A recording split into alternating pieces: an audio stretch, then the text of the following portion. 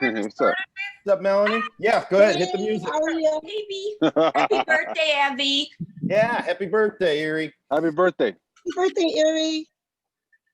Welcome to another terrible podcast. Comments. We have this fancy light. Oops. Dave and Eerie Diamond, and this is my co-host, aspiring professional comedian, me, Dave. All right, we're here to talk to you. Our guests are Sarah Giambruno. Hello. Friend of the show. Regular Hi. friend of the show. Always here. All right, I'm going to cut this. Hold on a second. Our other guest, new to the show, is a comedian who I've known since we both started. This gentleman, Juan Medina, everybody. He goes by Juancho in his panel, but that's Juan Medina, everybody. Thanks, baby. Welcome, comedians. So thanks for coming here. I'm actually on location. I'm in Sacramento as I was showing everybody, I'm at a place called Badlands, which is pretty much, it's a club for everybody, but it definitely aims more at the gay community. And I'm in their alcohol room. So Wow, holy shit. a lot of alcohol over there. So nice. no threat to me. I've been to meetings and everything's good. So I'm all good. But no, this is I'm out here. I'll mention it later. But I came here for I'm on a kind of a weekend date, and we went to a drag brunch that my friend Suzette Vanetti puts on, and so we went to that, and then we stayed and did a live show like we do.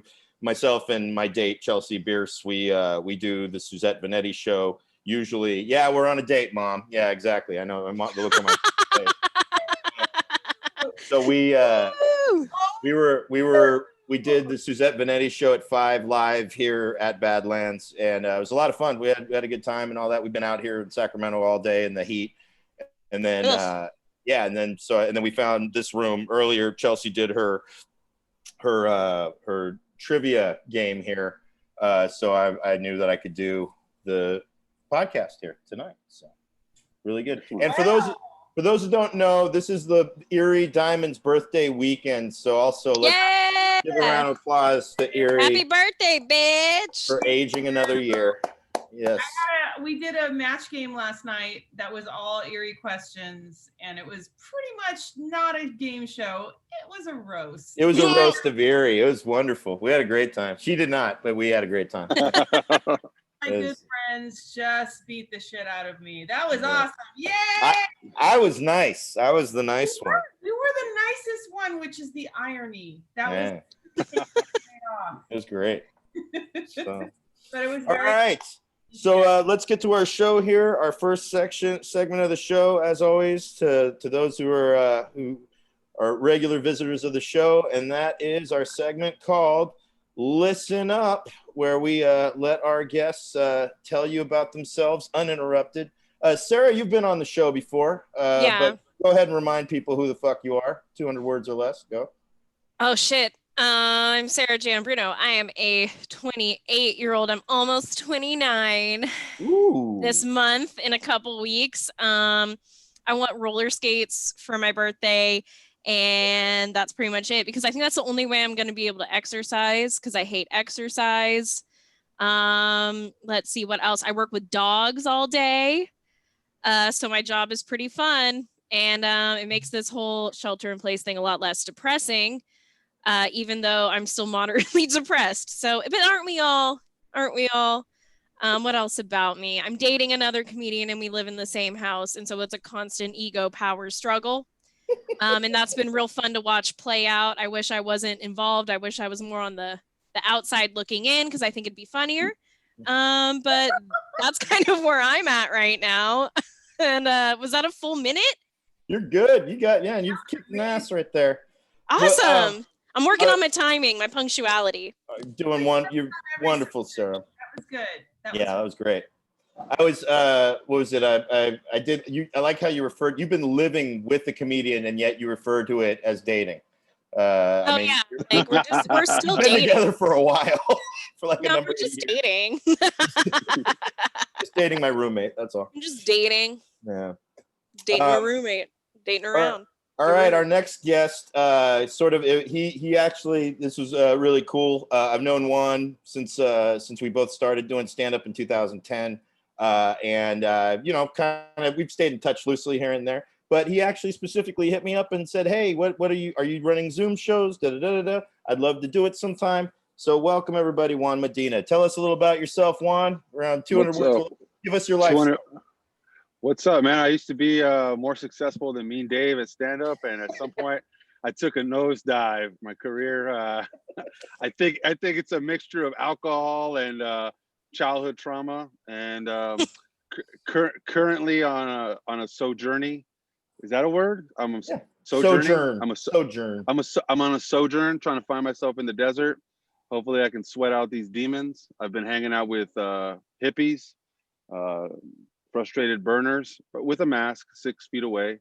And yeah, I love Dave. You know, I hit him up. He's nice enough to let me hang out with him and hang out with the rest of y'all. So here's fingers crossed I don't nosedive in this podcast though. You're doing great. Yeah, great. You got a pool behind you. You got a pool. There's a reason we call it Another Terrible Podcast. You know, it's just all the bar's low, man. Uphill. It's all uphill. So fall off the floor, man. All right. Our next topic, our next usual introductory topic that we have is our checking in with everybody here, and that's how are you holding up this week? I guess let's start with the birthday girl, Eerie. How are you holding up this week? Oh, I'm very good. It's been an eventful week. It was my mother-in-law was staying with us, my 86-year-old mother-in-law. It's like having a really big house cat at your house. She's super quiet. She wears tennis shoes all the time, and like she'll come up behind you and be like, "Mija," and I'm like, fuck, what are you? Get in the room, dude. She's like a fucking ninja. And I'll walk into a dark room and she's sitting in a fucking chair. I'm like, what are you doing in here? It's just the strangest thing, but she's the sweetest lady in the world. Will not make us homemade tortillas though. That's an issue. And then I have my birthday show, and a couple of people came over last night, and we hung out, and it was super fun. And now I'm doing I've been on the couch all day. Yay! Woo! Best day ever. So far, we've watched 2 Netflix shows, and we're making our way through. What is it? I can't think of the name of it. It doesn't matter. Point is, we're just gonna, that's what we're gonna do. As soon as I'm done, I'm gonna take off my bra and go back to the couch. Yeah. Whoa. Yeah. Putting on the bra for the show. You're on a date. Hey. Yeah. How's it going? It's been fun. It's more of a comedian date. We've been doing shows all weekend, so we've just been working. The thing was I was hit up, or she hit me up to come to this brunch with her. It's in Sacramento. I live in Newark, as some of you know, which is in the East Bay. In order to get to Sacramento by 10:30 for the brunch, that's like, she lives in Benicia. I was like, there's not going to be any way to like really get there easily in the morning via public transportation, because I'm not having her drive all the way out to pick me up. So I suggested, why don't I come over and stay the night? She lives at her mom's right now. So let me just say, and let me know, her mom is a sweetheart, a lovely woman. Met her before, performed comedy for her before at Chelsea's show, and this was so awesome of her. As soon as we got back from, we did our shows, we did all our Zoom shows. Because I did the match game, and then I also did a set right after the match game, and then I hung out with Chelsea on her No Joke show, and then we went to her friends to go play board games, which were not board games. They're those we played, I forget the name of it, but it's where you have the alphabet and you have topics, and you gotta in a minute you gotta write as many of it would be vegetables, and you gotta write as many vegetables in a minute that begin with each letter. I mean, I did some real couple shit last night. It was one of those things. Wow. And it was I had fun. I had a good time and all that. We came back and her mom had a bed made up for me on the futon right when we walked in. There was no sharing. Yeah, I'm not sharing the bed in the mom's house. There's no hanky panky going on. So that took a lot of pressure off, and yeah, just made it for a nice time. And actually, I got to crash there again tonight because we're going to be after this. We got to drive back from Sacramento, which will be an hour. And I'm not risking getting on fucking BART only to have it be shut down halfway home. So I'll be staying there and going home in the morning. So, all right. Sarah, how you holding up? This week definitely was an upswing. I mean, for obvious reasons, someone got a fake virus. And so that's been real fun for me. I did my first live comedy show since the whole fucking pandemic happened on Friday, and it was rough. It was rough going, but I did a lot of back and forth with the audience, and I've kind of wedged myself into a corner because now they all have made me promise to them that I need to write a ghost abortion joke. I don't really know how that happened, but now I have to write a joke, and I'm like, what do now? I'm like, what? How do I joke now? How joke pressure. now? Good pressure. Like, fuck. You were given homework? I don't understand. I was given homework, and then they were like, come back next time. You better have a joke. And I'm like, fuck. And then they gave me a free beer. So I feel like I'm in an abusive relationship with them, but overall it was a fun night. What else? What happened this week? I mostly just worked, and a bunch of dogs are sick right now because there's a dog cough going around. Oh God. Hope it's not doggy COVID. No, it's like kennel cough or whatever, something basic like that. Kennel COVID. Yeah, and so all these dogs, they keep coming in and they'll be playing, and all of a sudden they're just like, and then I have to call their moms, and then it's a whole big thing, and then we have to disinfect everything. But yeah, I'm probably the cleanest person, just because I've been doused in disinfectant. What else? Oh, I watched the Chris Watts murder doc on Netflix. Has anybody watched that yet? Yeah. Whew, that shit was rough. Good stuff. Oh, who's Chris Watts? Who is that? Oh, dude, that's that motherfucker that killed his wife and his 2 kids, and then was like, I didn't do anything. And he's like, just kidding. They're in an oil tank, bro. Holy Good luck. shit. Oh, my.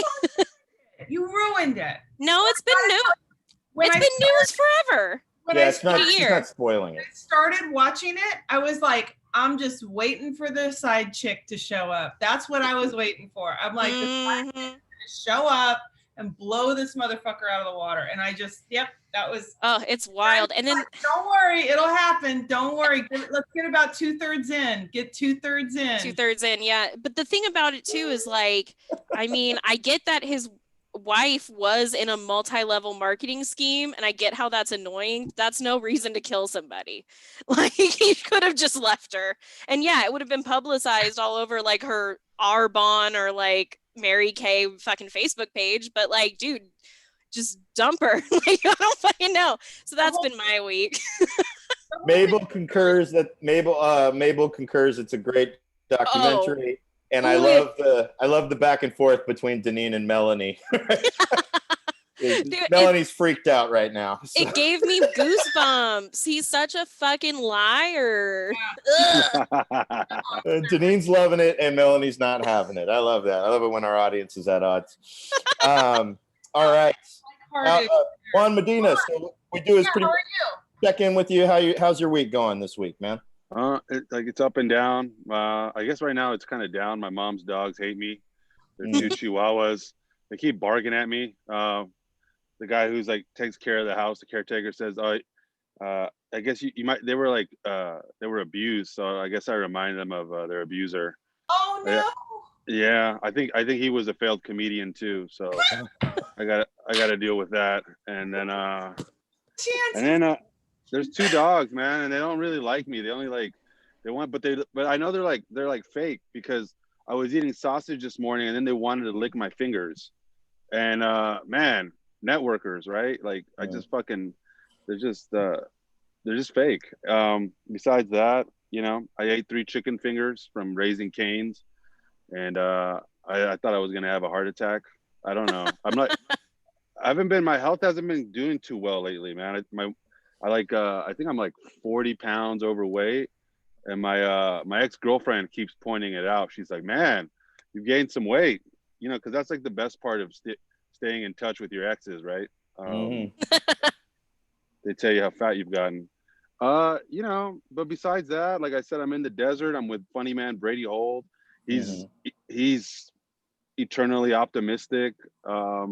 Yes, he is. That's a local comic for those who don't know. Brady Holt is a fun guy from our scene around here. Very upbeat dude. You would know if you like hanging out with the happy face emoji all the time. That's what that is him. But you would know if you had seen him because he says his name 20 times during his set. But yeah, but anyway, on the upside, it's like sunny as hell here in Vegas. I haven't seen any Trump supporters, but unless you like Trump, Interesting. Then which is pretty surprising, right? I seen a bunch of Biden, Harris, whatever posts in people's lawns, which I didn't expect to see, and that's refreshing. You got some compliments from our ladies in the audience. Deneen and Mabel both said you're looking que guapo. Oh, very muchas gracias. So this isn't actually my mom's house. I'm a pool boy. I'm actually I'm on break right now. You banging one of our government people that likes to get cuckolded or whatever? No, I'm not that good of a Latin pool boy. The guy just makes me watch him bang his wife. There you go. Well, hey, politics are politics, Yeah. So, all right, that's a good check. And plus, you said you're going to see the Grand Canyon soon, so that's pretty cool. I love canyons, baby. What can I say? It's going to be great. I've been there. This will be the second time I've been there, but this time I'm hoping to actually go into the crevice. Aren't we all? Was so dirty. Okay, all right. Move on. I'm sorry, Eerie. Our next topic. I don't have a problem with dirty shit, but I'm just saying that's. We love dirty shit. What are you talking about?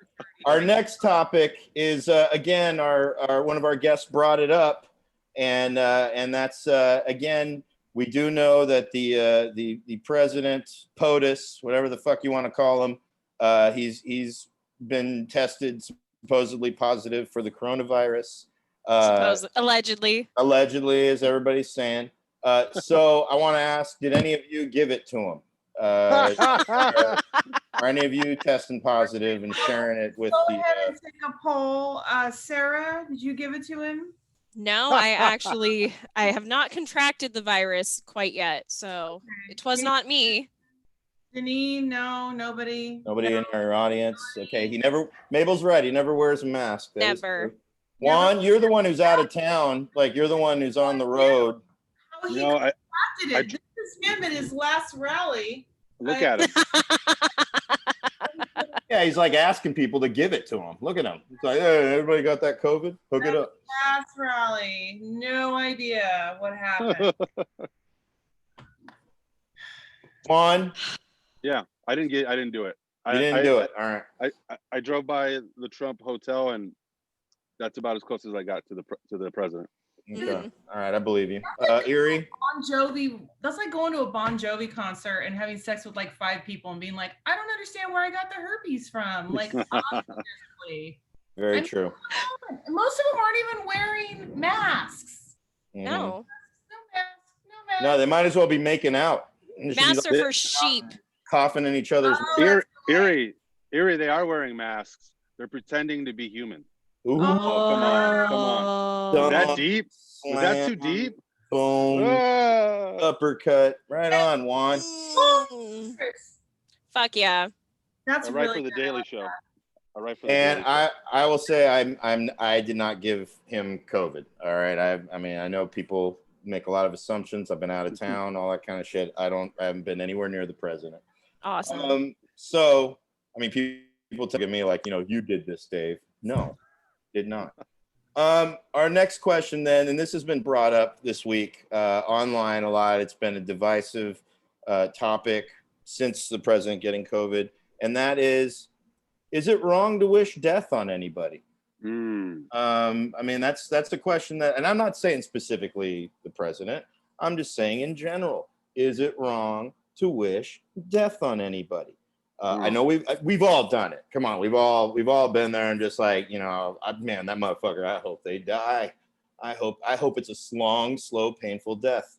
And just because is it wrong? So I guess we'll start with you, Juan. Is it wrong?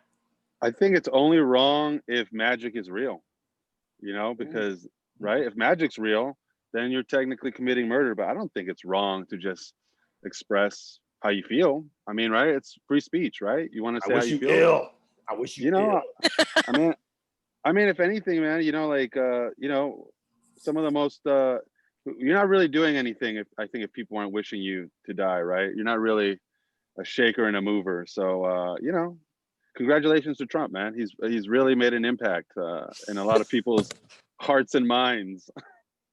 I think what people forget, I should have used this as my background. I didn't get this photo. There's a photo that somebody reminded me about of two Trump supporters that were at one of the rallies in 2016. And they have Trump 2016, and the motto is "fuck your feelings" on the T-shirt. No, that's kind of badass. whenever anybody's talking about, hey, that's wrong or whatever, you just shine one of those things. Because and not only that, I was just talking about this earlier on the other show I was on. If you just Google a friend of mine from high school, when we're dealing with a bunch of these, we got these people that grew up in Newark that all of a sudden think they're from the South now. And so they start talking like, they start defending Trump and all this shit after the Proud Boys statement and everything. And one of the things that the guy was saying, what the fuck was my point? God damn it. Never mind. No, it's just one of those things where this guy shared screenshots. If you just Googled Obama die, you will find just a shit ton of tweets wishing death crazy on Obama, and from the very same fucking people. And the wording isn't just as simple as "die Obama." It's like all the worst words. Yeah, it's all the worst words. And on your wife, your kids, and I hope this, just all the fixins. And then these motherfuckers, and then God forbid somebody willfully does everything that you're not supposed to do, gets the virus. And then some people are like, yeah, it's this attitude that's been causing hundreds of thousands of deaths in many ways. And, sorry, sucks to be you, pal. That's really kind of, Oh, how did he get a Democratic conspiracy? That's not, that he doesn't believe in. Yeah, I thought the virus wasn't real. This would be like if a hurricane just hit him and it was climate no, there's climate change. No, it's just, I don't know. Sarah, what do you think? What do you think, Sarah? If wishing death on someone who's wished death upon hundreds of thousands of people is wrong, then I don't want to be right. But also, karma chameleon. I don't know, like maybe he just has some of those shithole lungs. That's what he has. Yeah, he has those shithole lungs, for shithole immune system. Shithole immune. No, but for real, looking at it, I was just like, he's wanted and said that, literally the virus affects nobody. So it's like, I guess you're a nobody, bro. Like, I don't know. I just think it's the ultimate karma boomerang. We're seeing it in real time. You almost never see it happen that fast, if it's even a thing at all. I like to keep my options open just in case, like, if there is like a god or something, I could be like, I never subscribed to anything, so like, don't box me in. But that's kind of how I feel about this shit too. I'm just like, hey, I'm not saying I want him to die, but I'm also not saying I don't want that. And I'm also not saying that I didn't get my Twitter account locked for several hours because maybe I hoped that he would die online, but it wasn't even that bad. I didn't even say anything that bad. I just said, I hope he possibly dies soon, possibly, maybe. I'm not telling anybody to do it. I just say that, this is what stay positive. That's really the stay positive. Here's the thing, like, I don't want him to die, but I do feel like it's kind of like it's dude, like you said on a tape that you knew this thing was transmitted through the air fucking in February.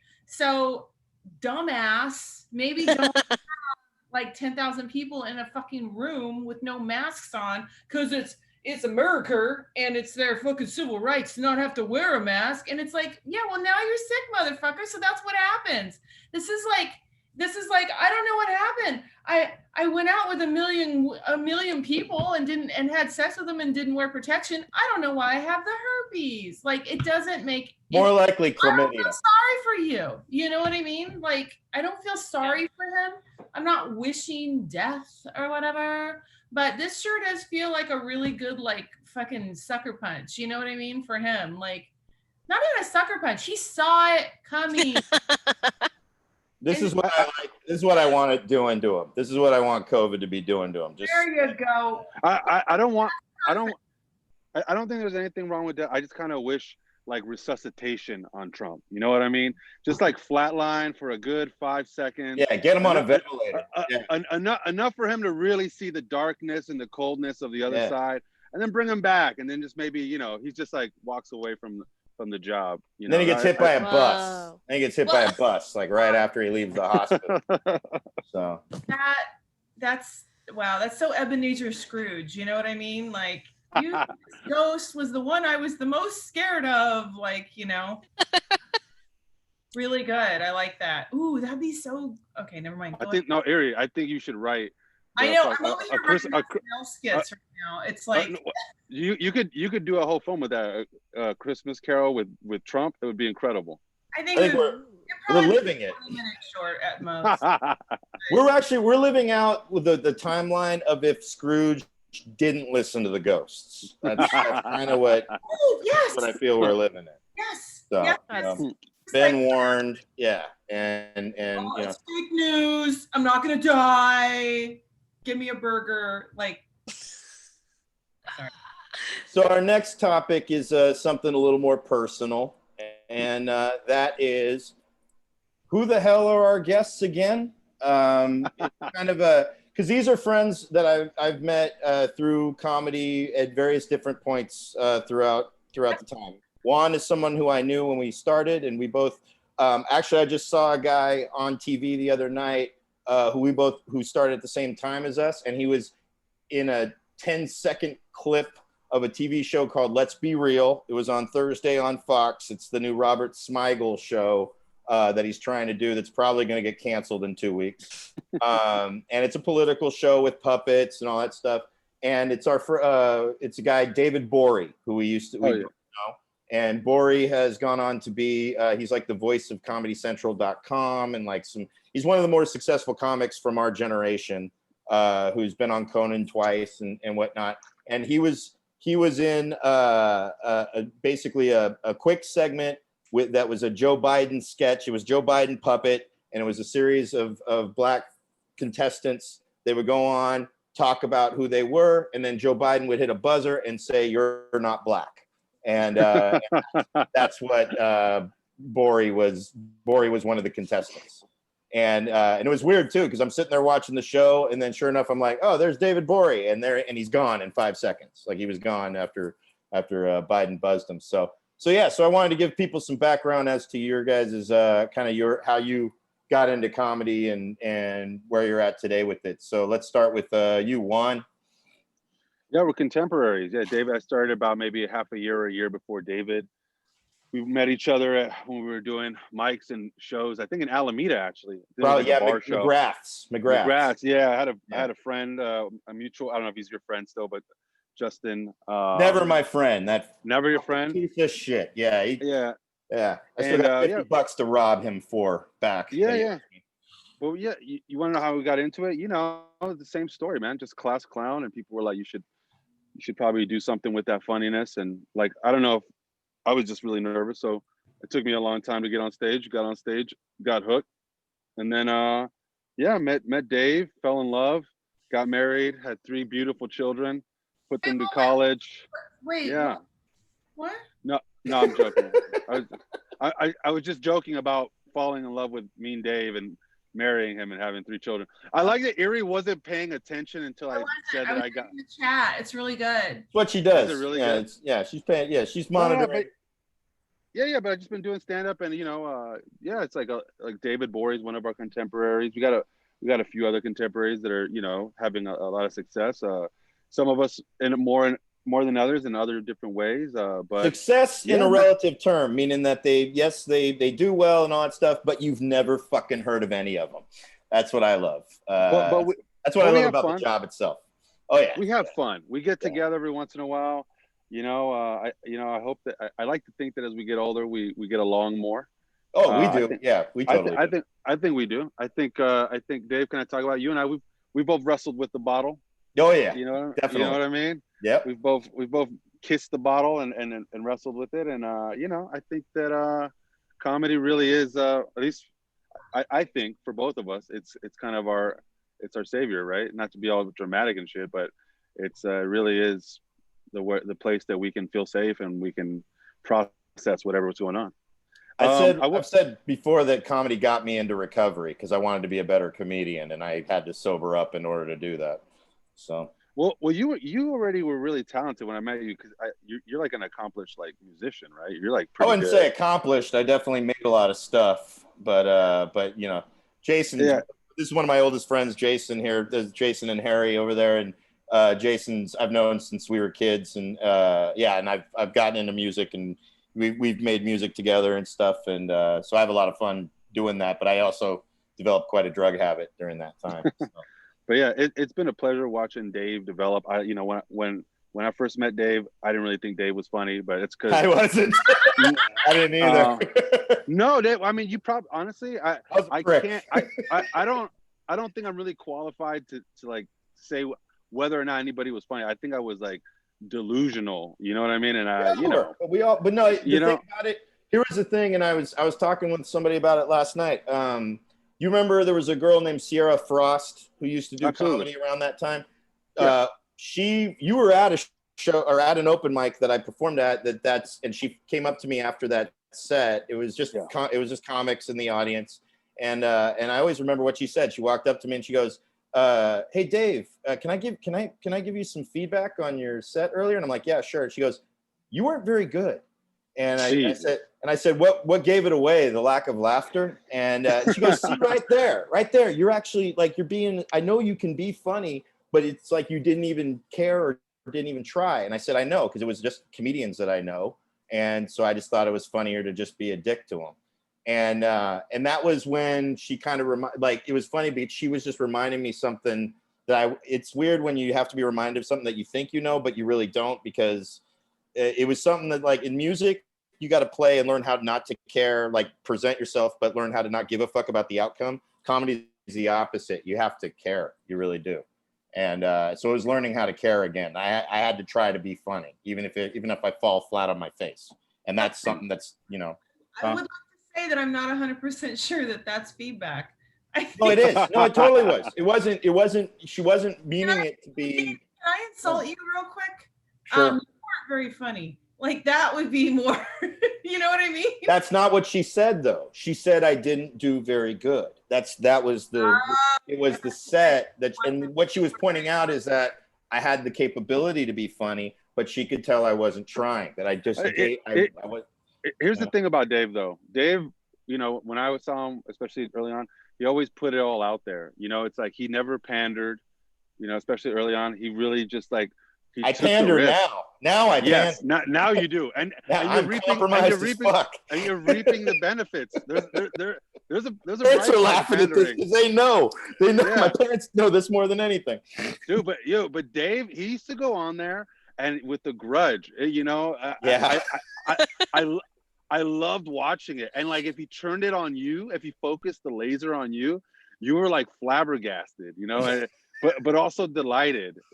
David. When he lets his anger out, there's a reason he's not called Kind Dave, and it's because he has this beautiful, intuitive, like use of his anger. I don't know if you still get angry on stage, Dave, but I got to see you get angry for real, and goddamn it, it is seared in my brain. I love it. Yeah. Those are very kind words from Juan. Got it. By the way, I know it's funny that you hear this, but if you knew Juan the way that we know each other, that's a very high compliment from him, and I thank you for that. Use of your anger. That is very poetic. Oh, because that's what I would do. I would try, but the hard part was before it was just raw anger, which yes, other people like seeing an audience abused sometimes, even if it's especially when it's other comics. But then when you try to because actually you used to do a character, I remember, that was kind of you actually got a mic shut down with it. You did a character called Bobby Guap. I got 3 mics shut down with that character. You did a character called Bobby Guap, which, you know, technically is an Italian slur. And he did this character where I mean, you tell about it. What was the? It was kind of like a little bit of Andrew Dice. It was like a modern Andrew Dice Clay. You know, the jokes I think were written better, but it's not like he wasn't completely. He was somewhat self-aware, but just not enough. He was just not self-aware enough to be a lovable idiot. And it was fun, man. But yeah, people either really understood. People got mad. Yeah, they they either really understood what he was saying, or they really. I mean, I was wearing a wig, and if you can't understand that I'm in a character when I'm wearing a wig, then you know what, that's on you. You know what I mean? But but it was such a good time, Dave. We were doing such weird things, and it was a fun time to learn. It was a great time to learn.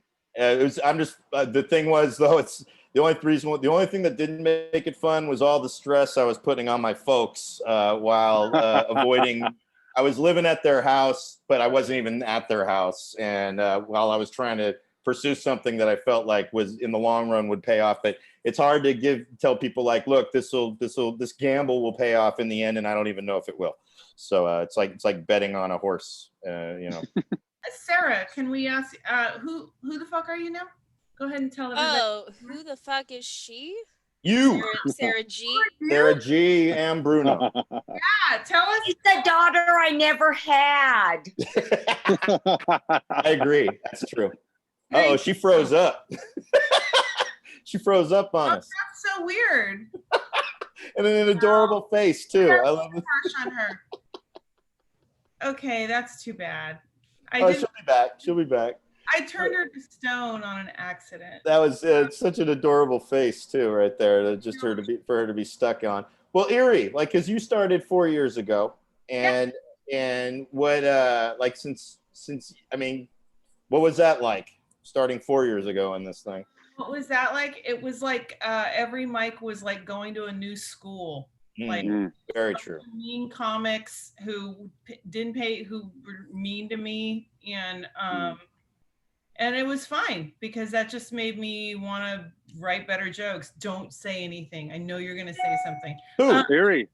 It's because when you come in and you're already kind of confident and you put together, regular comedians are so like fucked up that we just look at you and we resent you. Fuck that. That's really I felt very resented. I didn't have any friends, and some of the first people I met that were actually really nice was Dave.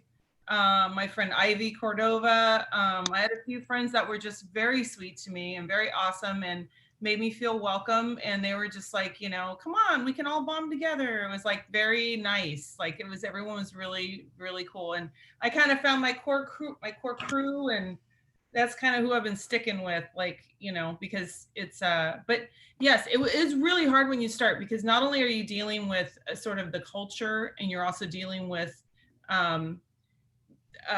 you're dealing with the culture of like the comedy thing, but then you're also dealing with the other comedians one-on-one, but then you're also dealing with trying to go up and actually having good sets and being a good comedian and writing really good things and knowing when you get up there, really knowing your shit and being able to be comfortable on stage and all of that all at the same time. So it's like going to school in another country. That's like I used to say it's like going back to junior high as an adult. Yeah. And not high school, it's junior high, because that's when people are really just that's when everybody's at their most insecure. You're going from elementary school to like the transition to like high school where you think you're an adult and shit, and it's very uncomfortable, and people start turning on each other left and right for social status and shit, and that's definitely what happens in the comedy realm. But what was it? I was gonna say something. But here's Sarah back. There she is. Oh shit. Hey guys. So my Wi-Fi went out. About your comedy world experience. Okay, well, basically I've been a performer since I was born.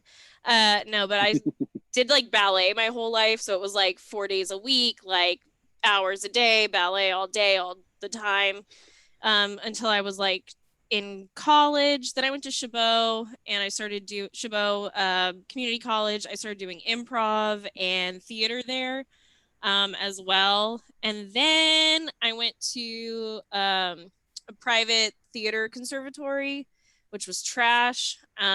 It reinforced a bunch of really terrible standards about acting in general. And I told them what I wanted to focus on, and then they were like, no, you can sing, you can dance, be a chorus girl. We don't fucking care if you want to do like all this shit. So I got pretty discouraged with that. And then I left, I graduated the program, came back to the Bay, started working retail, regained a lot of disdain that I had in my heart that I had been neglecting for so long. Had to do some light therapy for some trauma. That's always fun. But then when I was working retail, Art hit me up, Art Raygoza. I did improv with him at Chabot, and he was like, hey, I'm going to start an open mic. I know you've done stand-up like once or twice, because my counselor at Chabot Community College actually like made me do stand-up, because he laughed so much when I would talk to him during our sessions, which I don't know if that's cool, but you know, whatever. So then I started doing fucking open mic at the Pepper Tree, which Pepper is Tree like, Lounge in Union City. You said Pepper Tree. that was the first place I like went to do an open mic, and I wasn't terrible the first time, and I got a lot of free booze, and I was like, I think this can work out fine. And it's kind of been like that ever since. Former Cholo Bar, the Pepper Tree Lounge. That's for those who don't know, in Union City. That's where the Red Rags would hang out, as far as I know. Yeah, so me Norteños. Yeah, there you go. Proper vernacular for it, me and Dave. But me and Dave actually makes fun of me because he's like, you like to do comedy at the shittiest places. He does. No, and I do. That's true. I don't make fun of you. I don't make fun of you for it. I say that you like I've known, like, you're one of the funnier people that I know who's naturally funny. I love it whenever you're around, and yet I've seen you like be the light in some of the worst rooms that and like, you know, because like every time there's a shit room in San Francisco, it's like hosted by Sarah Giambruno tonight. I'm like, what the fuck? Fuck so, yeah. But I like a challenge. What can I say? Definitely. Time, please. If you wish to donate, yes. Help us all pay, you know. I'm not doing words, but you know. And how so we can help get Sarah Giambruno to perform in better places. Thank you guys. I need a better wardrobe. Let's help her host a show someplace where she can actually use the bathroom. Thank you. Oh my God, no, but did you guys hear that the fucking motorcycle club show is gonna be coming back? Oh shit. Let's talk about a crazy fucking comedy environment. So I guess they got like a new spot, but it's gonna be like a bar, so it's not gonna be private anymore. So it's gonna be even more crazy. Dangerous. Yeah. For the nobody here I think knows, there's a motorcycle club. I don't want to name them because I don't want to put them on blast. Yeah. But you ran a comedy show with another comedian, Jimmy Maniz, doing at a motorcycle club house in Hayward, and it was actually a lot of fun. Like they were really yes, they're intimidating, and yes, if you're not behaving properly, they will let you know. But for the most part, they were very friendly. They had free food, which is why I went there. Anybody who knows me, I'll go anywhere for free food. Honestly, I think that's why the turnout was so big every time, because it was guaranteed free food every time. And that's rare to come by in the comedy world. Like people drove into the industrial part of Hayward to get a free hot dog and do spaghetti like 5 minutes. Spaghetti with pineapple. It looked like you were parking in like where there was Like you were clearly there was a murder was Yeah. gonna happen. Like it was like a warehouse district. That could happen anywhere in Hayward. Let's not compare it to That is true. industrial area. I was like, "Are you sure this is the place?" I think it's the place. Are you sure? I'm a little. Yeah. No, let's just. You just once you saw cars and a few motorcycles, you knew you were there. The dark warehouse and see Yeah. if you see anybody. Yeah, it was. I've been to raves that had the same vibe going to them, you know, where it Yeah. looked like you may not come back. But it's funny because actually Mabel pointed something out. I've known Mabel for a long time also. Like I met Mabel in my first couple of years. She's one of our audience members. And she used to live with someone, kind of a crazy roommate who did do comedy. It was actually pretty funny, but she also was quite, she dated another comic that people know in the Bay Area. And then that didn't go well, and she ended up like having a bunch of Facebook. It was funny to know that there was a lot of Facebook drama that foreshadowed the future of comedy on social media, because there was so much of it, and it was all, and it's funny because I know some of these people who now today who kind of posture themselves as woke comics, and it's like, motherfucker, I know how shitty you were to you know, to women and whatever, and or men and whatever, and just kind of knowing people's pasts and not trying to throw it, you know. I don't know. It's one of those Let's things. expose them, Dave. Let's just spend the rest of the podcast exposing them name by name. Names. Nobody knows Name names, bitch. Nah. We're trying not to. No. Nah. Let's get this shit canceled. Woo. That's right. Mabel got evicted. I had to help. I love what Mabel said about this roommate too, because this roommate, wherever she went, cockroaches followed. That was the main thing I remember about her roommate, because she ended up moving to Santa Cruz. Some poor sucker from Santa Cruz ended up having her move in with him, and cockroaches followed her there. So it was kind of Y'all like making me miss the Bay Area. I didn't think I ever would. I love it. Mama needs to come home. So, all right. Well, we are down to one last segment, which is kind of going to be like a two-parter segment, and that is this: did any of you today attend a drag brunch? I wish I fucking did. Let's ask everybody. Sarah, did you happen to attend a drag brunch today? No, and I'm jealous because drag brunch is one of my favorite activities to spend money on. I've done it in Vegas. I've done it in the city. I want to go every weekend. I want to do it all the time, and I'm really upset.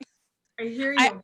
I feel like drag queens there, like in Drag Race, the show in general, it's like you have to be good at fucking every aspect of it. You have to be able to do your makeup, your hair, your costume, lip sync, dance. Like, it's the ultimate fucking artistic challenge.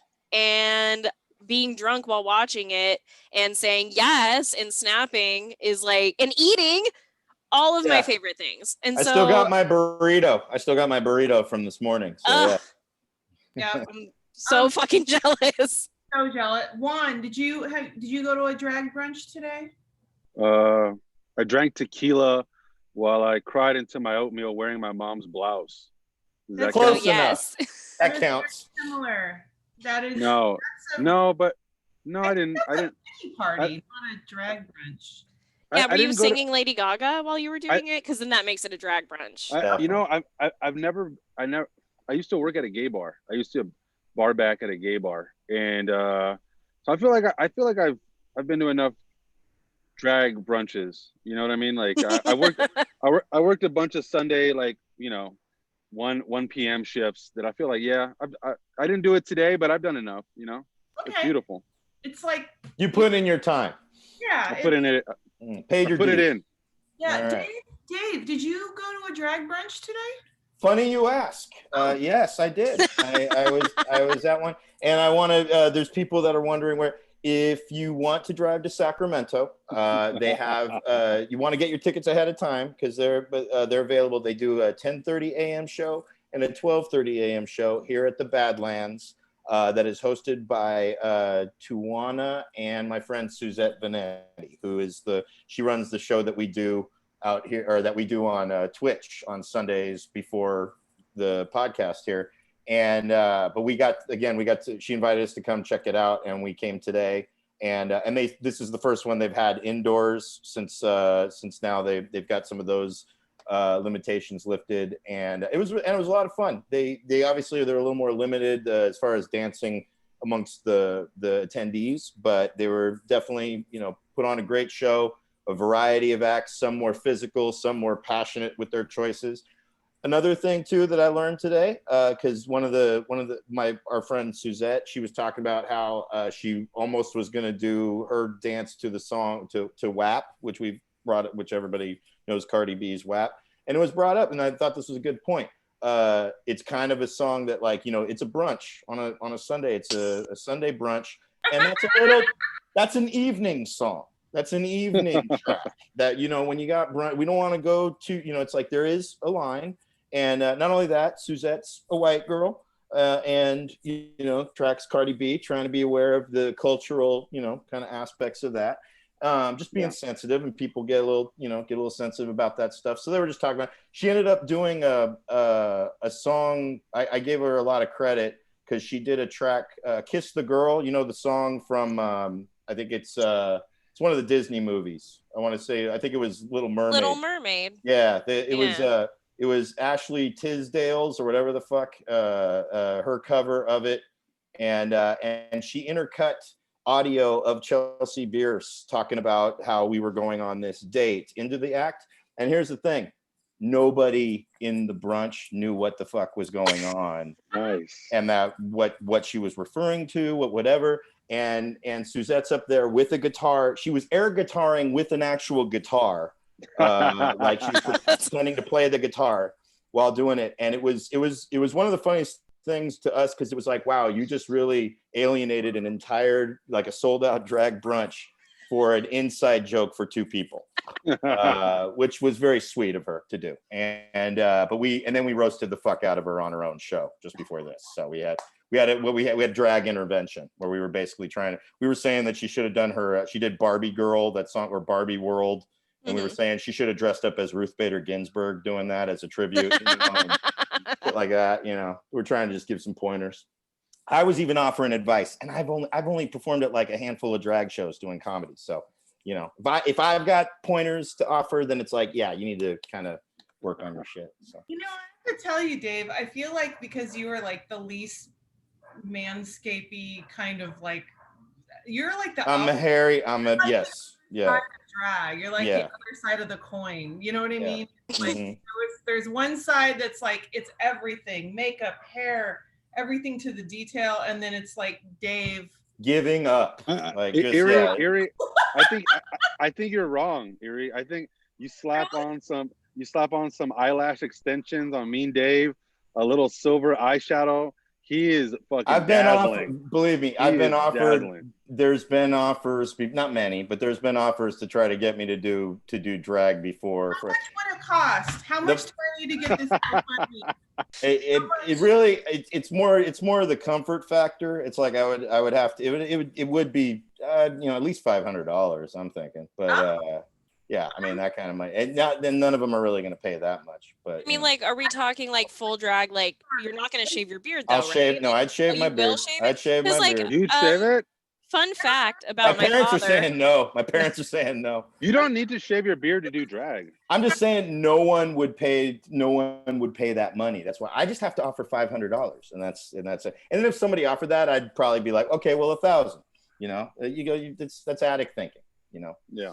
You definitely don't need to shave your beard or legs or anything to do drag, you know. Aaron, my buddy Aaron's offering $20. He's in for $20, and he can't afford that right now. So that's very. Like, I don't shave my legs or anything anymore since this whole quarantine thing, and like, I'm still a woman. David. So I'm not saying these things. You can still be beautiful. I'm a performer, though. I'm a performer, and I'm not gonna just do some half. I mean, even though half-ass is my style. What would your drag name be? Queen Dave, I guess. I don't know. It's like you put yourself into it. Yeah. Like, I do it for like 500, and then we're like, okay, we'll get 500, and he's like, oh, but no one wants to see 1,000. And you 1,000. Yeah. Out of the room. I mean, Mean Diva. Hey, Mean Diva. Mean Diva. Mean Diva is good. I love it. Good one, Mabel. That was a good one. Yeah. Mean Diva's great. All right. Well, enough.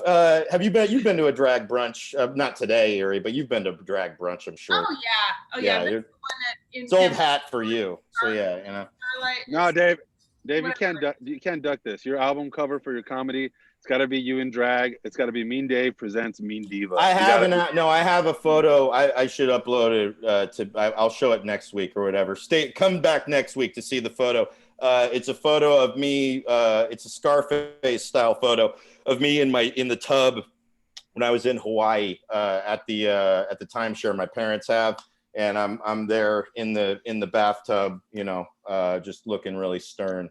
Because it's just nobody wants to see me in a bathtub, which would be the perfect album cover for anything. So, all right. So one last thing, is there anything else? Do you have any plugs? Do you do anything, Juan, that you want to plug on the show? Let people know. What's up? You know what it is. I got Cat People. It's coming up. Hell yeah! Actually, it's this month, the third Saturday of every month. You're going to be on it, Dave. We're going to talk about cats. We're going to talk cat jokes, cat stories. Every third Saturday. What is it? Is it the 18th? Is that the third Saturday? 17th. I believe it's the 17th. Yeah. The 17th. We get on. I tell you about my cat. I listen to you talk about your cat. Other comedians talk about their cats. They tell jokes that aren't about cats. We get catty. It's just fucking. I got lots of cat stuff. I love cats. Yeah, it's a good time. You should come check it out. Yeah. But Juan, I am a dog person. We love dogs too. We man. love dogs Whatever. too. It's not, yeah. it's not There's a problem. Dog show. Yeah, we don't discriminate. But yeah, we get together, you know, and it's really weird. It's funny.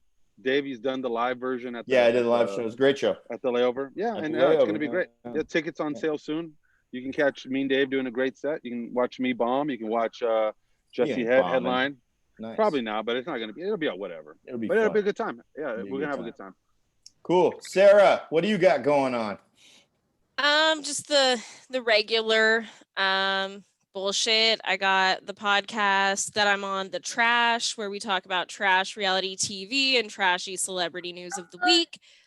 This past week we just watched Flavor of Love season 2, so we're gonna talk about that. We haven't picked next week yet. And then I also have a paranormal podcast, which is basically just me and my best friend getting like blackout wasted and trying to talk about some paranormal event. Last week, we tried to stay a little more sober, and we ended up doing a pretty good job talking about mermaids. So check out Paranormal Patties and The Trash podcast. Paranormal Patties. Yeah, those I love your titles for your podcast. Those are and The Trash. It's just wonderful. Thank you. What do you got going on? Anything, Eerie? Yeah, I do another terrible podcast by comics every Sunday, and I do my match game on Saturday. So hell yeah, fun show, very fun show. Match Game Apocalypse is really fun. I get it's usually 3 comedians and 3 people from the burlesque world, and we play match game. We play match game like it's done on the old TV show. Yeah, funny as hell, and it's pretty good.